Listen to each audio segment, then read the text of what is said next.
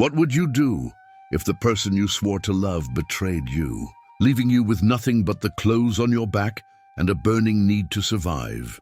This video chronicles the unimaginable journey of a man cast out by his own wife, facing a desolate unknown. His path is filled with impossible choices and unexpected trials that will make you question what truly defines strength. Join me as we lead you through this emotional true life story. But before we move forward, please don't forget to subscribe. Comment, tell us where you are watching from, and turn on the notification button so that when we post new story, you will be the first to be notified. Also, give the story a thumb up to support our work. Udoka was recently elevated to the position of senior manager at Maxiwax Industries, which came with a significant pay boost and the ability to buy the finest things in life. However, at 30, he has not yet tied the knot, and one of the people who was not pleased with all of his accomplishments is his mother. Udoka, mama, I'm not getting any younger and I need grandkids before I join my ancestors. When are you going to bring me a wife? His mother questioned him during his monthly visit to their village in Umoba. I'm concentrating on my career, the money is coming and everything is going well. Marriage can wait. Marriage cannot wait, she exclaimed. Look at all my age mates, they all have grandchildren. What are you waiting for? The following month, Mama Udoka had a surprise waiting. Come and meet Olama, she said, pulling a young woman forward. Olama was in her early 20s and wearing a simple wrap and blouse. With kind eyes and a timid smile, she was naturally beautiful. Olama greeted Udoka politely, saying, "Good morning, sir." Udoka hardly glanced at her and asked, "Mama, what is this?" "She is from a good family here," Mama Udoka said. "She is a skilled housekeeper and cook, and she has completed her secondary education, so she will be a great wife for you." Udoka shook his head, saying, "She's not my type. I need someone more educated, someone who can fit into my lifestyle."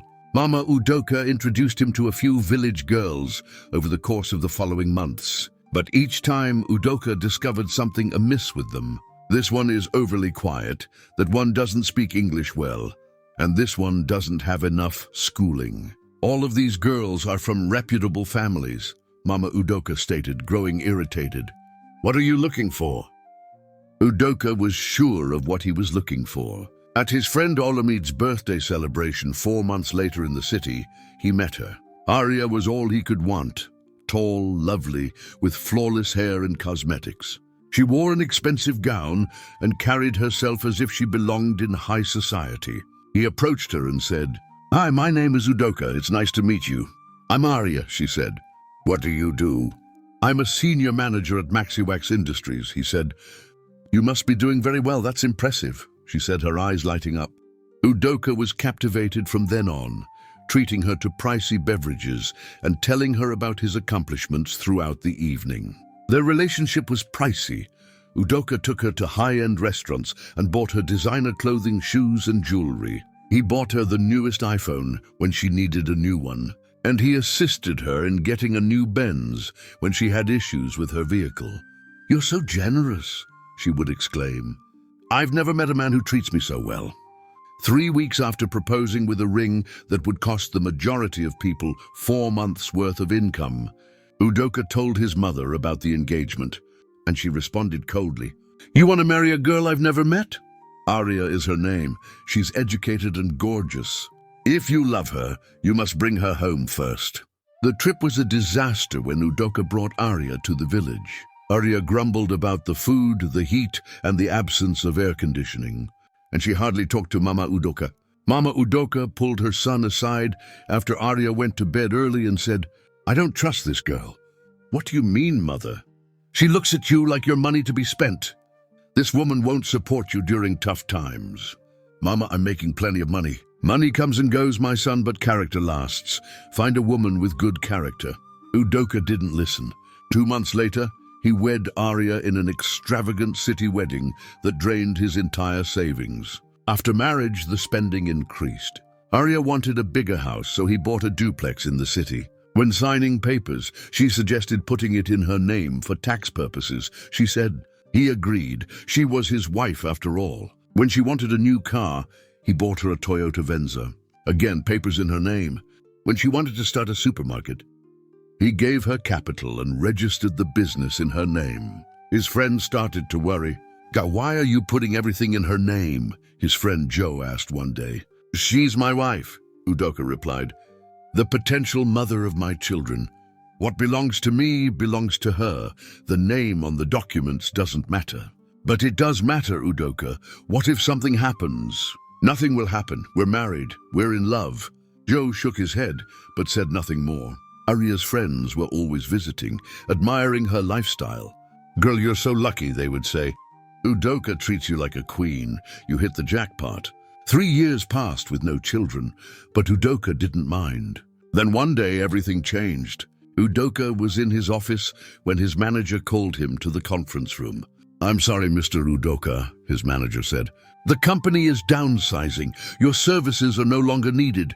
Just like that, after 7 years, Udoka was jobless. He drove home in shock, wondering how to tell Arya. Maybe she would be supportive? But when he told her, she exploded.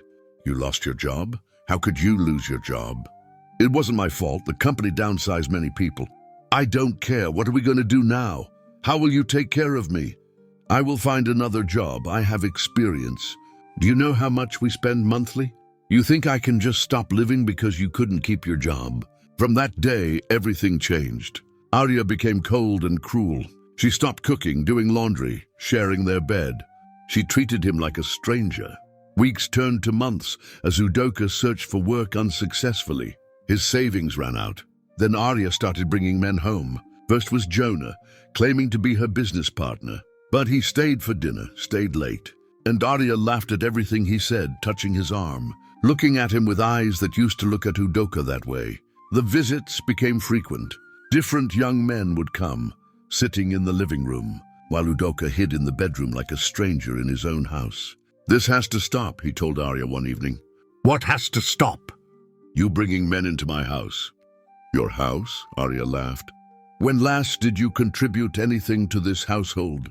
You've been jobless for 6 months, sitting around like a useless man, and you want to tell me who I can bring into this house?" The final moment came on a Tuesday evening. Udoka saw Arya walking to the house with Jonah holding hands. He rushed to the door and blocked their way.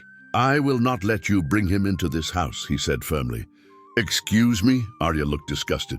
"I will not let you keep bringing men into my house. I'm still your husband." "Did you say your house?" Arya laughed a cold, wicked laugh. She ran inside and brought out the house documents. "Do you see whose name is on these papers? This house belongs to me. The car belongs to me. Even the TV you're watching belongs to me." For the first time, the reality of his situation hit him. Everything he had worked for, everything he had bought, was legally hers. "In my opinion, you've overstayed your welcome here," she said. "Go inside, pack your belongings, and leave my house." "Arya, please, let's figure this out." "It's too late for you." She threw Udoka's clothing into his suitcase after entering the building, and the neighbors came out to see. Udoka was embarrassed, but where would he go if he left? "Security!" Arya yelled. This guy was trespassing and should be removed. The estate security officer came running. Udoka collected his stuff, his life now consisting of just 2 suitcases. He said to Arya, "I curse you this day. Your life will not know peace." He paused once more as he looked with tears in his eyes at Arya and Jonah standing in front of the house he had purchased with his hard-earned cash, exchanging a passionate kiss. He walked away. Udoka boarded a bus to the village and arrived at midnight, with his baggage and shattered heart. "Udoka, what are you doing here?" his mama questioned, and he burst into tears, telling her everything. How he lost his job, how Arya had changed, how she had kicked him out, and how everything was gone. "I wish I'd listened to you, Mama," he sobbed. Mama heard her son. "A woman who loves you for true will love you to the end. You can buy a lot of things with money, but not real love. What should I do now that I have nothing? You have life, health, and family. Money can be made again, but character cannot be bought. You can now tell the difference between a woman who loves you and one who loves your money." A few months later, Udoka ran into Olama at the market. "Brother Udoka, you're back," she said with a sincere grin. They spoke, and he was shocked at how simple it was for him to strike up a conversation with her. She didn't inquire about his employment or finances. Instead, she inquired about his family and well-being. "I apologize for what you went through. I heard what happened. We all make stupid choices." Udoka anticipated meeting Alama for several weeks. She was nice, bright, and made him smile, even when he was depressed. 6 months later, Udoka discovered that he had overlooked a woman of integrity, who could appreciate his worth even if he had nothing to offer materially. A year later, Udoka was hired as a village teacher, and the year after that, he and Olama were married in a modest ceremony that included family blessings and sincere love, but no costly decorations. She became pregnant a year later and gave birth to twins, fulfilling his mother's lifelong wish. Udoka came to realize the harsh truth that true wealth is not determined by money or material belongings, but rather by the affection of nice people, moral character, and inner peace. He realized this when he saw his new wife laughing with his mother. Meanwhile, in the city, Arya was beating her househelp for throwing water on the floor. When she mistakenly hit her on head with kitchen pistol, she fell and did not wake up.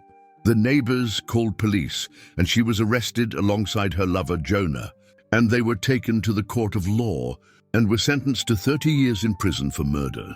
Moral of the story: always listen to the voice of the wise. If Udoka had listened to his mother, he wouldn't have lost his fortune in the city.